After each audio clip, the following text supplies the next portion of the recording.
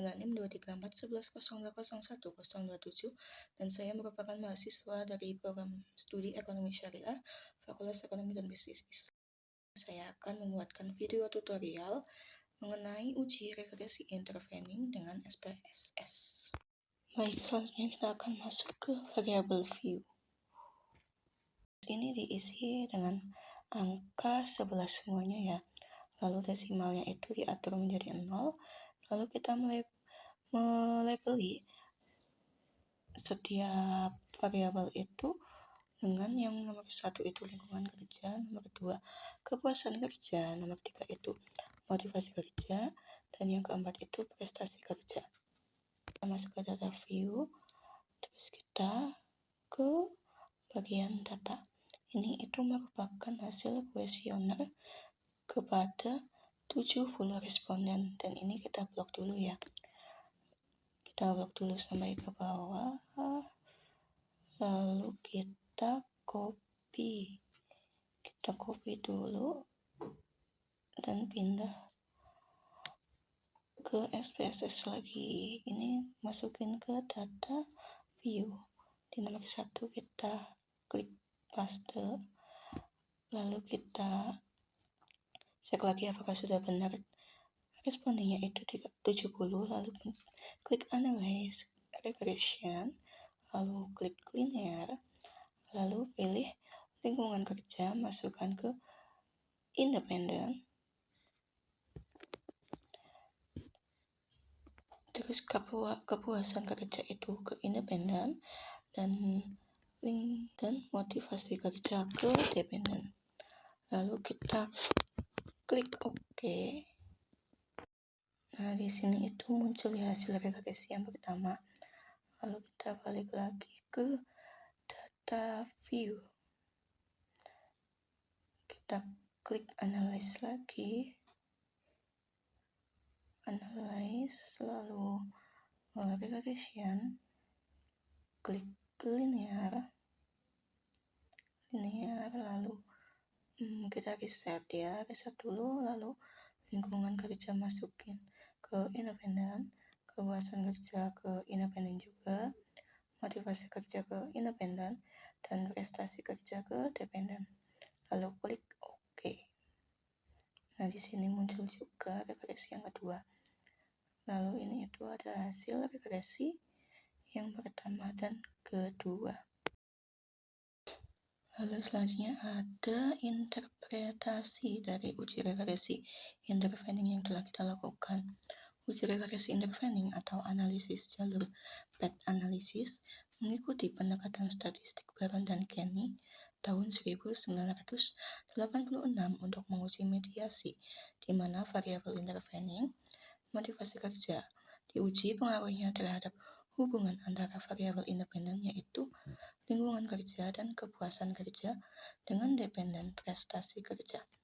Data dari 70 observasi diproses dengan regresi berganda di SPSS menggunakan missing list width, menghasilkan dua model yang keduanya signifikan secara simultan atau uji F, meskipun parsial berbeda. Interpretasi difokuskan pada koefisien determinasi, uji F, uji T, dan signifikansi path untuk mediasi. Untuk model yang pertama, path dari independen ke intervening. Regresi pertama menghasilkan R sama dengan 0,756 dan R kuadrat sama dengan 0,572. Artinya, lingkungan kerja dan kepuasan kerja secara bersama menjelaskan 57,2% varian motivasi kerja, sisanya 42,8% oleh faktor lain. Uji F sama dengan 44,714, menolak H0 model fit secara statistik. Lalu uji T parsial. Lingkungan kerja atau B sama dengan 0,500 dari output. Lalu uji T parsial yaitu lingkungan kerja B sama dengan 0,500 dari output B B sama dengan 0,500 koreksi akurat, B sama dengan 0,238, SE sama dengan 0,114, beta sama dengan 0,562. Outputnya itu lingkungan kerja signifikan T sama dengan 6,897, P sama dengan 0,000. Kapasitas kerja T sama dengan 1,465, P sama dengan 0,148, lebih besar daripada 0,05. Lingkungan kerja berpengaruh positif signifikan atau H1 diterima, kapasitas kerja tidak diterima. Lingkungan kerja berpengaruh positif signifikan atau H1 diterima, kapasitas kerja tidak, atau HO diterima. Lalu model yang kedua itu PET lengkap ke dependen prestasi kerja. Model kedua kuat dengan R sama dengan 0,907, R kuadrat sama dengan 0,822. Menjelaskan 82,2% varian prestasi kerja, sisanya 17,8% adalah faktor lain. Uji F sama dengan 97,843 konfirmasi model layak prediksi. Uji T parsial yaitu lingkungan kerja B sama dengan 0,838, yakni pengaruh positif sangat signifikan. Lalu yang kedua ada kepuasan kerja B sama dengan 0,042, yakni tidak signifikan.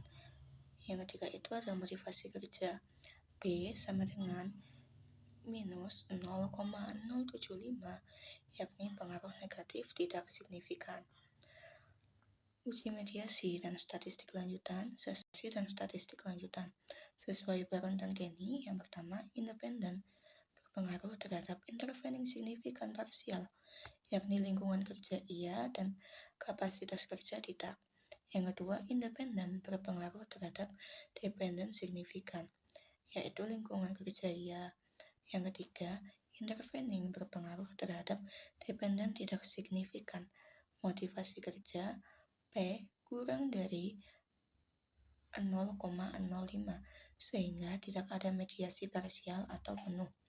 Efek langsung lingkungan kerja dominan beta sama dengan 0,915. Untuk konfirmasi, Sobel tes diperlukan. Z sama dengan A kali B dibagi A. Konfirmasi Sobel tes diperlukan, tapi motivasi kerja gagal PET B sehingga mediasi 0. Asumsi klasik seperti normalitas, heteroskedastisitas, multikolinearitas diasumsikan terpenuhi karena tidak ada output pelanggaran signifikan.